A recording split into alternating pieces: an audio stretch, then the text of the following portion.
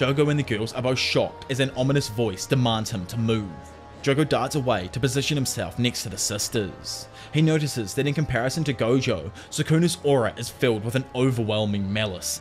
Honestly, I wonder if something bad happened in his past that sends Sukuna down like an evil path in comparison to like Gojo having like the good mindset and changing from what he thought earlier on, you know, like in the last arc. Just an idea, because I honestly think Sukuna used to be a human and he's turned into a cursed spirit because people became to fear him over time.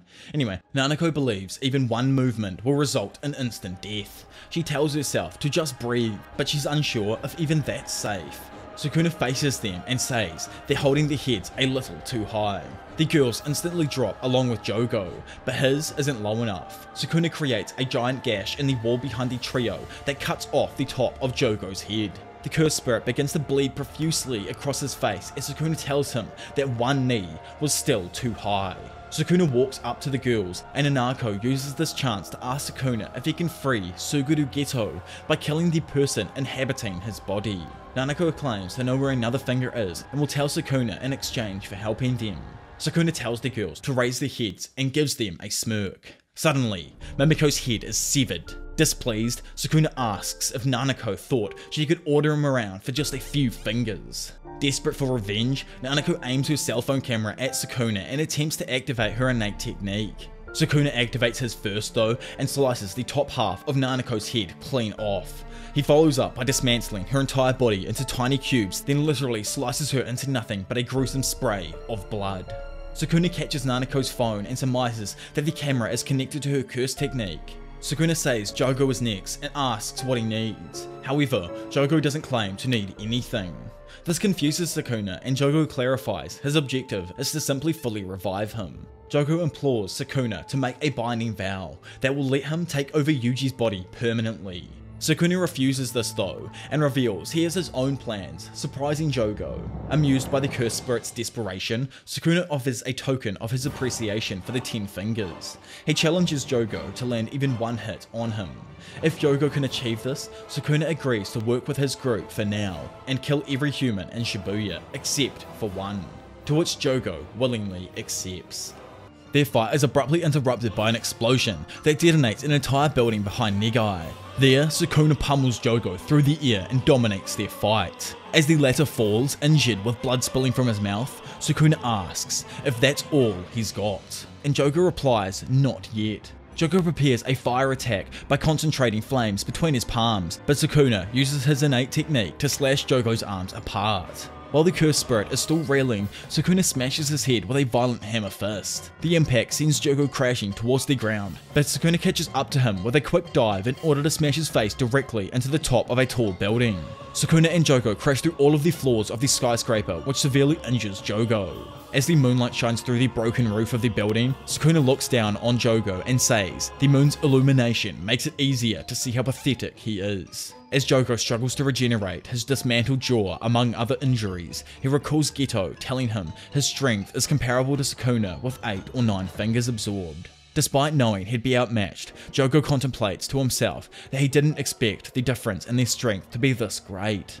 Sukuna suddenly appears behind Jogo. The King of Curses grabs his opponent's collar and lifts him up, telling him to keep going until the fun stops. Flames erupt from all of the forcefully opened holes in the building, further destroying the structure.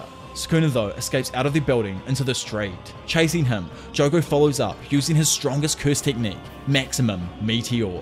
For those who don't know what a maximum technique is, pretty much that there is just like the strongest kind of like innate or like ability that someone can use outside of a domain. Anyway, the Kusakabe team and the curse users around them notice the battle going on nearby.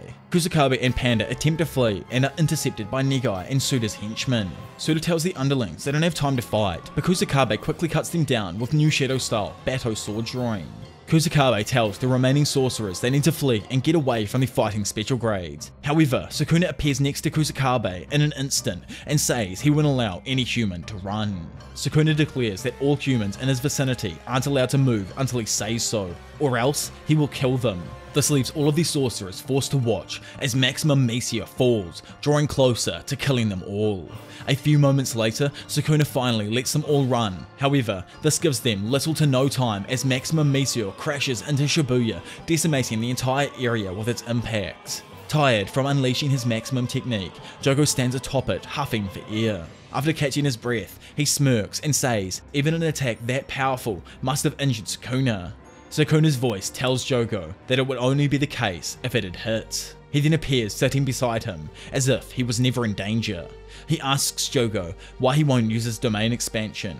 Jogo admits he would lose in a domain struggle between them, and Sukuna believes his lack of confidence stems from losing to Gojo in the past. Entertained, Sukuna stands up and suggests he begin fighting using Jogo's specialty.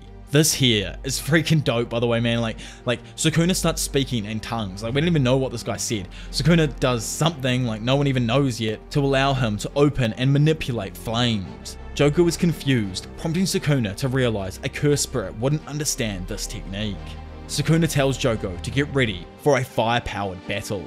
Sukuna and Jogo stand atop the flaming remains of Maximum Meteor. Sukuna creates an arrow of flames from his palms while Jogo swirls his flames into a small fireball made of compressed energy.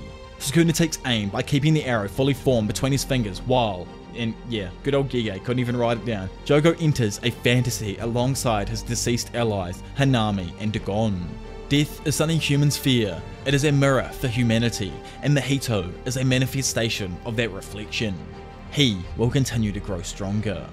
Jogo believes when they're all reborn, they'll become new entities. Despite this, he hopes all of them will be able to reunite someday.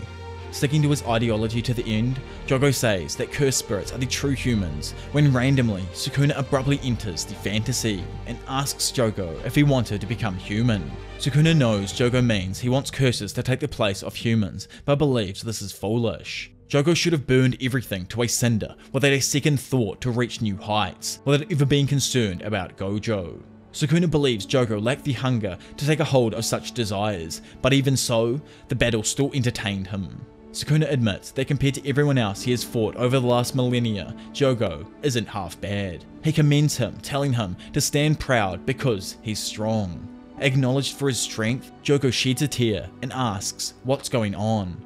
Back in reality, Sukuna answers Jogo's smoldering corpse, claiming that he doesn't know either.